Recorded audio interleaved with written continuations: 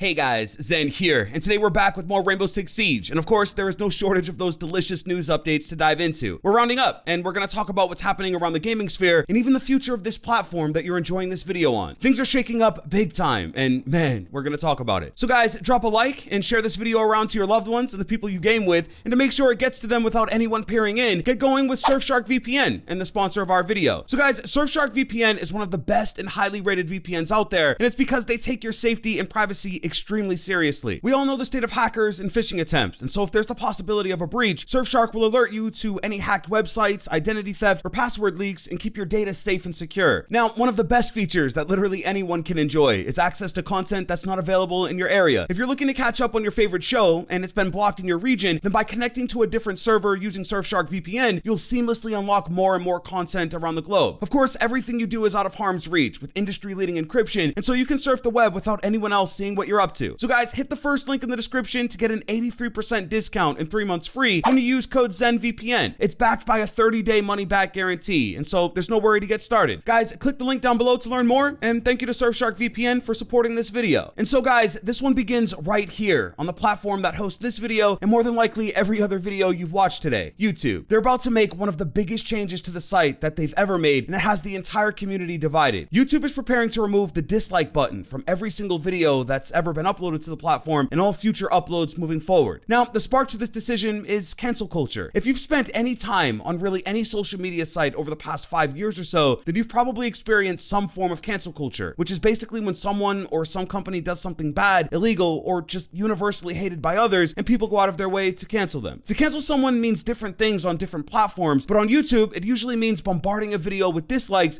and sending the message to get off the platform. It's harsh, it really is. And so YouTube is wanting to remove the ability to weaponize dislikes. Now, whether or not someone deserves the response really isn't the point. The dislike button is also used as a tool for the community and helps people figure out what's worth their time here on YouTube or not. If a video doesn't deliver on what it's saying it is, and is basically clickbait, the dislikes are the first way to make it known to other people that things aren't really adding up. It can also be feedback to a creator, or act as a poll in some cases, and so it's used in many forms throughout the site. But I get it, dislike bombs have ruined careers and weighed on mental health, and they shouldn't be weaponized. So there is a reason to want to look into this. And just to be honest, YouTube is one of the last social media sites that even has a dislike button, and with the launch of YouTube Shorts, which has gotten a ton of attention, it's there, but they don't show the number. And this is also the case with community posts and comments. And so guys, this really is a huge change, and it should be noted that they haven't announced they're wiping away dislikes entirely. It is currently being tested, but because most other social sites don't even have it, this could be the new future of the biggest video sharing site on the planet. For me, I don't value them as highly as some others, and so it could go either way here. I think hiding the number is a good compromise, but then it begs the question, why even have it at all? Especially if it's not being used as intended. So let me know what you think. We spent a long time here, but we've all done it, and so I want to know if you'll miss hitting the dislike button on videos that just ain't it. Next up, we're heading deep into Rainbow Six Siege, recapping your Year 5 experience. It was such an iconic year and really changed the course of the game, and so you might be wondering how you held up during one of the most unique years in Rainbow Six Siege's existence. Ubisoft has a year-end review for you, where it breaks down all of your stats, how many events you took place in,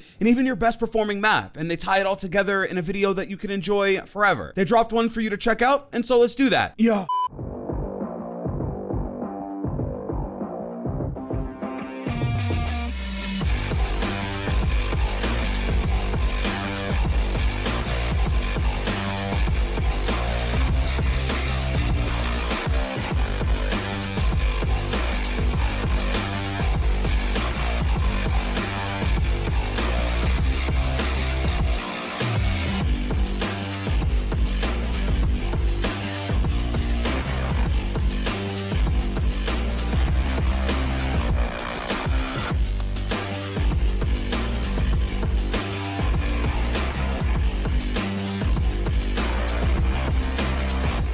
So guys, if you're interested, I've left a link for you right under the like button to sign in and get a custom view of your own breakdown. Again, don't feel too bad if it wasn't your best performance, because it was a year piled high with change, and there are even still some things to iron out. Year 6 is an opportunity to pick up the pieces and improve, so look back on Year 5 and get to work. Next is a topic that I've wanted to cover for a while now, and I've even talked about it briefly on Twitter a little bit, but smurfing in Rainbow Six Siege. Just, is it wrong? Like, is it really a bad thing to buy another copy of the game and start a fresh account to play a against lower level players or people that aren't of your skill. Now, I know for some, they smurf so that if they reach diamond or champion on their main account, they don't lose it, but still want to play. And yeah, I get that. Because your second account can be the one that you're not really invested in. But for those that just want to bully lower ranks or fool around or worse, hack, it's obviously an issue. So at least in Plat, there really isn't a game that goes by without at least one smurf. And so is it so much of the community that nothing can really be done about it? Well, over on Dota, it's a totally different story because Valve has chosen to ban smurf accounts across the board to preserve the new player experience. Now, when this news came out, it felt like everyone on Twitter had a sigh of relief because it's really one of the first times that a competitive game made a hard stance on smurfing and said no. If you smurf in Dota, you'll be banned. And it was just a mountain of Rainbow Six Siege tweets that looked for the same thing to happen here. Now, I've been a higher ranked player for a while now, upper Plat 2 to mid Plat 1, and so the effect here really isn't too huge because there's only really diamonds and champions to face, and yeah, it is tough, but it is pretty normal to face those ranks just normally. But in silver or bronze, I could imagine playing a diamond level smurf is just frustrating to no end and really hurts the experience. So for that player, things are probably much different. I don't know, even though smurfing can be annoying, it does actually put more dollars into Siege because as of now, you have to buy the game again. So I'm not totally sure where Ubisoft actually stands with it. It is against TOS on some level, but not much action has been taken to reinforce it, so there is some gray there. Personally, I'll always only use one account, my main account. I've never had another one, and you guys know it from every video, unless something happens that would change that. But for a lot of people, this could be the first step to cleaning up the Rainbow Six Siege community, and especially for getting a new ranked player settled in. Now, last up for this video is another power move from Microsoft, but Game Pass is planning on integrating Ubisoft Plus, which would make another 100 plus titles published by Ubisoft available on Microsoft's Juggernaut service. It's like these guys cannot be stopped with Game Pass, and as it stands, they've got the crown for the best deal in gaming. At this point, literally thousands of titles, both new and old, legacy and upcoming, are available on Game Pass, and with the addition of Ubisoft Plus, you can play basically their entire library at no extra cost. I mean, Rainbow Six Siege is already there, but now everything else will be too, and so this is becoming a monopoly for Microsoft, and these other publishers are going to play a hard game of catch-up if they don't get rolling here soon. To be clear, Microsoft isn't buying Ubisoft. It isn't that serious yet, but they are taking a big step to making Game Pass one of the most complete offerings out there. And you know what? As a bonus for this video, they actually dropped it, and it's just wild.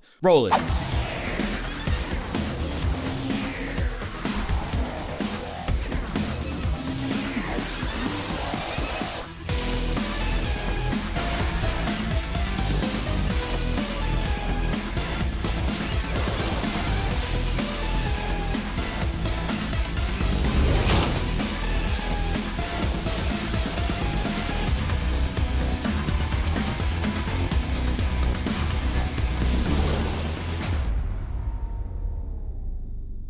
Yeah, Rick and Morty customization options are available for Smoke and Sledge, and this kind of stuff is super appealing. These kinds of collaborations bring new fans from all over the entertainment industry, and it's an extremely good sign that Rainbow Six Siege is capitalizing on that. And yeah, that's the video, guys. So much is happening as we move into the beautiful summer sunlight, and so get subscribed with those notifications, and I'll see you guys in my next video. Hey, I'm out.